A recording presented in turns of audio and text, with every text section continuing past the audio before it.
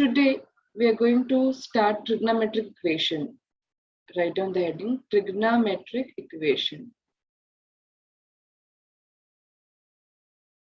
And इस trigonometric equation का अपने को क्या देखना है, या किसी भी इक्वेशन को हमको सॉल्व करके क्या देखना होता है, उसका सोल्यूशन देखना होता है. क्या देखना होता है? सोल्यूशन. सोल्यूशन. तो सबसे पहली बात क्या बताई थी मैंने ट्रिग्नोमेट्रिक इक्वेशन के साथ, जैसे कुछ भी ऐसा लिखा हुआ है sin x plus of cos x is equals to 0.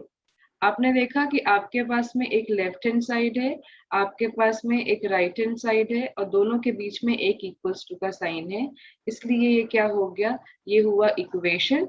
But आपका जो लेफ्ट हैंड है, ये राइट हैंड है, वो in terms of trigonometric ratio है, इसलिए वो क्या हो गया, ट्रिग्नोमेट्रिक इक्वेशन. अब किसी भी इक्वेशन को सॉल्व करके हमको कुछ वैल्यूज निकालनी पड़ती है. तो here we will find two kinds of value. एक होता है आपके इक्वेशन का प्रिंसिपल सॉल्यूशन. क्या होता है? Principal solution. और एक होता है general solution. General solution. Principal solution की value will always find in the range 0 to 2 pi. And general solution जब भी आपको दिखेगा उसमें आपका ये जो n है, स्मॉल n, ये आपको दिखाई देगा जनरल सॉल्यूशन में. क्यों दिखाई देगा? जैसे मैंने बताया था, जनरली हम बता रहे हैं कि इसकी कितनी वैल्यू है. जैसे मैंने बोला था कि 2n अगर आपका इवन नंबर आप बोलते हो, आपको n की वैल्यू नहीं पता है फिर भी आप उसको इवन बोल रहे हो बिकॉज सामने में 2 है, तो वो जनरलाइज कर दिया किसी भी even number. this 2n or what is this 2n generalizing what? this 2n generalizing even numbers.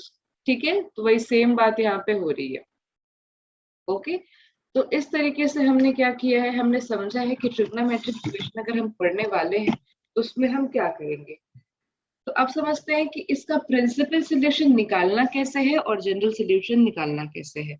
ठीक है, तो हम किसी क्वेश्चन को लेके समझते हैं. आप अपने पास अपनी बुक सामने रखिए. मैं एनसीईआरटी का क्वेश्चन दे रही हूँ आपके एक्सरसाइज का, विच इज 3.4 में ये चीजें दी हुई है. ठीक है, फर्स्ट क्वेश्चन जैसे मेरे को बोला है, इक्वेशन से हम समझते हैं कि प्रिंसिपल और जनरल सॉल्यूशन हमें कैसे निकालना है. फर्स्ट क्वेश्चन लेते हैं आपके बुक का. Find the principal and general solution of the equation 10x is equals to √3. है ना, आपको सिंपल दे दिया है 10x इज इक्वल्स टू √3. तो सबसे पहले हम प्रिंसिपल सॉल्यूशन पे कंसंट्रेट करेंगे, और जनरल सॉल्यूशन के लिए पहले मुझे क्या करना पड़ेगा, कुछ वैल्यूज दिखाना पड़ेगा, तब आप किसी भी रेशियो का जनरल सॉल्यूशन फाइंड आउट कर पाओगे. तो पहले आप कंसंट्रेट कीजिए प्रिंसिपल सॉल्यूशन में. प्रिंसिपल सॉल्यूशन में पहले क्या लिखोगे आप, it is known that 10x is equals to, अब मैंने देखा है यहाँ पे कि ये √3 लिखा हुआ है. कितना लिखा हुआ है? √3. तो आप मुझे बताओ 10π/3 की वैल्यू √3 होती कि नहीं होती? होती है. तो आपने पहले समझा कि भाई इसको अपन क्या कर सकते हैं, 10π/3 लिख सकते हैं. ठीक है, तो आप लिखेंगे इट इज नोन दैट 10, यहाँ पे x लिखा गया है, π/3, 10π/3 करने का मतलब कितना हो गया आपका, π/6 होना चाहिए. ये √3 है ना, √3 कब होती है आपकी वैल्यू, 1060 डिग्री में तो कितना होगा, 1060 डिग्री में तो √3 होगा. 1030 डिग्री में होना चाहिए ना ये, तो क्या बोलते हो बताओ. 1060 मतलब 1060 मतलब कितना होता है, sin 60/cos 60, है ना. तो ये कितना हो जाएगा आपका √3/2 और 1/2, तो ये कितना हो गया आपका √3. ठीक है, तो इस हिसाब से अपन ने सोचा, और वैसे भी अपने को याद रहता है कि 1060 की वैल्यू कितनी होती है, √3 होती है. ठीक है, अब ये बात आई कि भाई 10π/3 की वैल्यू तो √3 होती है, क्योंकि ये देखो आपको क्या क्या चीजें सोचनी है पहले मैं बता देती हूँ ना. पहले ये देखना है क्या ये नंबर पॉजिटिव है, तो हमने बोला हाँ यस है. ठीक है, जैसे आपने दिमाग लगाया कि ये नंबर पॉजिटिव है, उसके बाद आपने सोचा कि 10 कहाँ कहाँ पॉजिटिव होता है, तो 10 पॉजिटिव होता है फर्स्ट क्वाड्रेंट में और थर्ड क्वाड्रेंट में. ठीक है, तो ये दो चीजें आपको हमेशा सोचनी है जब भी आपका क्वेश्चन आएगा. ठीक है, कि आपका जो गिवन वैल्यू है वो पॉजिटिव है कि नेगेटिव है। अगर वो नेगेटिव है तो कहाँ कहाँ नेगेटिव है, और अगर वो पॉजिटिव है तो कहाँ कहाँ पॉजिटिव है। ठीक है। अब हमने देखा कि ये तो पाई/3 पे आता है √3, बट ये तो हो गया आपका फर्स्ट क्वाड्रेंट की बात। ये किसकी बात हुई? फर्स्ट क्वाड्रेंट की। बट अब देखो थर्ड क्वाड्रेंट की बात। जब आप थर्ड क्वाड्रेंट में आओगे यहाँ वाले में, तो यहाँ पे आपका एंगल कैसे लिखाता है? पाई+थीटा। तो अगर मैं इसे देखूं 10 पाई+पाई/3, तो ये कितना हो रहा है? 10 4 पाई/3। और आप देख लो इसको नॉर्मल कन्वर्जन करोगे, अगर 10 पाई+थीटा भी करोगे, थर्ड क्वाड्रेंट में है तो वो 10 थीटा ही होता है। मतलब इसका मतलब भी 10 पाई/3 ही है। तो उसमें भी वैल्यू क्या आएगी? उतनी आएगी, √3 ही आएगी। ठीक है। तो हमने देख लिया कि हम क्या क्या लिख सकते हैं वहां पे।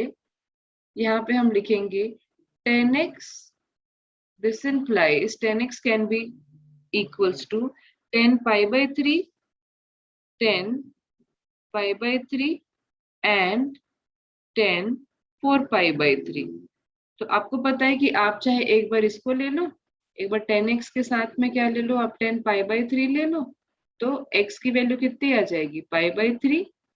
और अगर अपन 10x के साथ में 4 पाई/3 लेंगे, तो x की वैल्यू कितनी आ जाएगी? 4 पाई/3। तो प्रिंसिपल वैल्यू कितनी हो गई इसकी? बताओ इसकी प्रिंसिपल वैल्यू कितनी हो गई? Pi and 4 pi. किसका?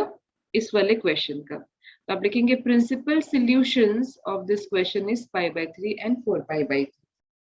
तो इस क्वेश्चन को देख करके अभी हम सिर्फ प्रिंसिपल सॉल्यूशन पर डिस्कशन कर रहे हैं। तो आपको मैं पहले एक छोटी सी बात लिखवा देती हूँ, यहाँ पे आप लोग नोट कर लीजिए कि जब भी हम प्रिंसिपल सॉल्यूशन देखेंगे, एक क्वेश्चन और करवाऊंगी अभी, तो क्या देखना है? पहले जो गिवन रेशियो है वो पॉजिटिव है या फिर नेगेटिव है, देखेंगे। उसके बाद हमको क्या चेक करना है? हमको चेक करना है कि क्वाड्रेंट, कौन से क्वाड्रेंट में वो पॉजिटिव है या नेगेटिव है। ठीक है।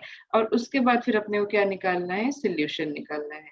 तो यहाँ पे जो सोल्यूशन आएगा इसको हम क्या कहेंगे? Principal solution. ठीक है। इतने को नोट कर लो पहले। तो जैसे अभी अपन ने क्वेश्चन किया वैसे ही अपन के पास में दो एग्जाम्पल है आपके बुक में, थोड़ा समझ लो इसको। यहाँ पे क्या लिखा है? Sine x is equal to √3/2। तो पहले हमको सोचना है कि साइन एक्स की वैल्यू कैसे दी हुई है? पॉजिटिव दी हुई है। √3/2 पॉजिटिव है। और ये जो √3/2 है साइन में कहाँ पे आता है? साइन 60 डिग्री में। या फिर आप इसको क्या लिख सकते हो? साइन पाई/3। तो ये दो चीजें पहले अपन कंफर्म कर लिए। ठीक है। कि साइन की वैल्यू कैसी है? पॉजिटिव है। और ये √3/2 कहाँ पे आता है? √3/2 कहाँ पे है? पाई/3 पे है। तो साइन पॉजिटिव कहाँ पे होता है? क्वाड्रेंट्स चेक करो, क्वाड्रेंट्स चेक करो। साइन यहाँ पॉजिटिव होता है, साइन यहाँ पॉजिटिव होता है। ठीक है। तो ये वाला जो है ये तो सिंपल लिखाता है, ये वाला कैसा लिखाता है? ये होता है पाई-ऑफ-थीटा। ये वाला क्या होता है? पाई+ऑफ-थीटा। ये क्या होता है? 2 पाई-ऑफ-थीटा। ठीक है। तो हमने देखा कि सेकेंड क्वाड्रेंट वाली बात आ रही है। तो हमने लिखा जैसे अभी प्रीवियस क्वेश्चन में किया था, we know that sine pi is equal to कितना होता है? √3 पाई/2। ठीक है। एंड साइन 2 पाई/3 भी कितना हो जाएगा आपका? साइन पाई/3 पाई-ऑफ-थीटा। ठीक है। तो आप क्या लिखोगे? आप लिखोगे sine x is equal to √3/2 है ना? अपन ऐसे फॉलो करते हैं। तो यहाँ पे अपन लिख सकते हैं sine x can be equal to sine pi and sine 2 pi. ये 2 पाई/3 कैसे आया? जब आपने पाई-ऑफ-पाई/3 किया तब आपको क्या मिला? यहाँ पे 2 पाई/3।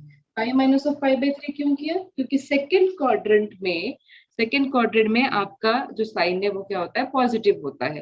सेकेंड क्वाड्रेंट में किसी एंगल को अपन कैसे लिखते हैं? पाई-थीटा। क्यों लिखते हैं? ये 0 है, ये 90 है, ये पाई है। पाई के पहले वाला क्वाड्रेंट में पाई-थीटा, पाई के बाद वाले क्वाड्रेंट में पाई+थीटा। ठीक है। तो यहाँ से अगर आप देखोगे तो एक बार आप साइन एक्स के इज इक्वल टू में क्या लिख सकते हो? Sign pi. एंड एक बार आप साइन एक्स के इज इक्वल टू में क्या लिख सकते हो? साइन 2 पाई/3।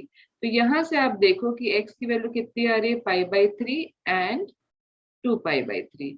तो आप इस तरीके से स्टेप्स को क्या कर सकते हैं? फॉलो कर सकते हैं। आई गेस इस क्वेश्चन के बाद थोड़ा थोड़ा और समझ में आते जाएगा, है ना? अब हम लोग क्या करते हैं? हमने दो क्वेश्चन डिस्कस किए जिसमें वैल्यूज हमको पॉजिटिव ही गिवन। अब हम एक और क्वेश्चन लेते हैं जहाँ पे वैल्यू हमको क्या गिवन है, नेगेटिव गिवन है। चलो एक क्वेश्चन ले रही हूँ मैं, देखो यहाँ पे ध्यान से। आपके एक्सरसाइज से एक क्वेश्चन लेते हैं और क्या क्या सोचना है वो आपको सिखाते हैं। जिससे मैंने लिया, थर्ड क्वेश्चन है आपके एक्सरसाइज का। It is cot x is equals to minus of √3। बहुत ध्यान देना है ना। अब हमको इसको देख के दो तीन चीजें सोचनी है पहले, कि भाई कॉट की वैल्यू कैसी आई है, नेगेटिव आई है। कैसी आई है, नेगेटिव। कॉट नेगेटिव कहाँ कहाँ पे होता है, कॉट नेगेटिव होता है यहाँ पे और यहाँ पे, है ना, सेकेंड क्वाड्रेंट में और फोर्थ क्वाड्रेंट में। क्योंकि ऐड शुगर टू कॉफी, तो शुगर वाले के पास में और कॉफी वाले के पास में क्या होता है, ये नेगेटिव होता है। दूसरी बात, कॉट की वैल्यू दी कितनी हुई है, अभी माइनस को छोड़ो, कॉट की वैल्यू दी कितनी हुई है, √3 दी हुई है। कितनी दी है, √3। अब सोचो कि √3 कहाँ पे होता है, मतलब √3 किस में आता है, कॉट। तो अगर tan 60 √3 होता है तो डेफिनेटली कॉट कहाँ पे √3 होगा, 30 पे। किस पे, 30 पे, 30 डिग्री। 30 डिग्री कहने का मतलब होता है π/6। तो ये दोनों चीजें ना आपको सोचनी है कि निगेटिव है तो कौन से क्वाड्रेंट में आ रहा है, ठीक है। और √3 मतलब बिना माइनस साइन के पहले √3 सोचेंगे कि √3 कहाँ पे आएगा, ठीक है। तो आप जब भी आपके पास में पॉजिटिव वाली वैल्यू आ रही थी, तो आपका जो भी एंगल है वो फर्स्ट रेशियो है, वो फर्स्ट वाले क्वाड्रेंट में लाई कर रहा था। तो जो भी ये वैल्यू होती थी ना, जो भी आंसर होता था, ये आपका थीटा हो जाता। बट यहाँ पे भी आपका थीटा नहीं है, पूछो क्यों। आपका जो एंगल है वो कहाँ पे आएगा, π-θ, और ये होगा 2π-θ। तो आपको ध्यान रखना है कि ये 30 डिग्री जो आया, यहीं पे आप सिर्फ इसको थीटा अज्यूम करोगे। और लेकिन जब आप एंगल बनाओगे तो π-θ और 2π-θ को देख के बनाना पड़ेगा, ठीक है। तो अपन कैसे करेंगे, we can write, we know that, आप पहले लिख लो, we know that cot x is negative in second and fourth quadrant. Fourth quadrant. This implies cot x is equals to minus of √3 will be equals to either cot pi minus of π/6, ठीक है, या तो यहाँ पे आएगा। And एक और अपन solution कर सकते हैं कि cot 2π minus of π/6, ठीक है। तो किसी भी चीज का मेरे को सपना नहीं आ रहा है, पाई माइनस ऑफ π/6 करूंगी तो ये माइनस कॉट π/6 होगा, तो माइनस √3 आएगा। और 2π माइनस π/6 करूंगी तो भी ये माइनस कॉट π/6 आएगा और माइनस √3 आएगा। तो आप क्या लिखेंगे, देयरफॉर एक बार आप लिखोगे cot x is equals to cot pi minus of π/6 and cot x is equals to cot 2π minus of π/6। तो यहाँ से आप इसको सॉल्व कीजिए, तो ये कितना दिख रहा है आपको, cot x is equals to cot, आप 6 को यहाँ पे लेके जाइए तो 6π माइनस ऑफ पाई, 5π/6 हो गया। एंड यहाँ पे देखो आप cot x is equals to cot, ये जगह 12π माइनस ऑफ पाई, 11π/6। तो यहाँ से आपके x की वैल्यू आ रही है 5π/6 एंड x की वैल्यू कितनी आ रही है, 11π/6। and these are the principal values या principal solutions of this question। तो ये हो गया आपका आंसर। आप लिखोगे यहाँ पे principal solutions for cot x is equals to minus of √3। I hope negative और पॉजिटिव में थोड़ा सा जो डिफरेंस है वो आपको समझ में आ रहा होगा। डिफरेंस तो ऐसे कुछ भी नहीं है, आपको हमेशा से वो देखना है कि नेगेटिव है कि पॉजिटिव, क्वाड्रेंट चेक करना है। हाँ बस एक छोटा सा डिफरेंस है, पॉजिटिव वाले में हम तुरंत यहीं पे लिख देते हैं, नेगेटिव में अपने को इस नेगेटिव को हटा के सोचना है पहले पॉजिटिव करके कि वो कितना एंगल है, ठीक है। और उसके बाद वो जहां जिन दो जगहों पे लाई करता है उसके साथ में उस एंगल को मुझे फिट कर देता है, ठीक है। तो ये हो गया आपका प्रिंसिपल सोल्यूशन फाइंड आउट करना।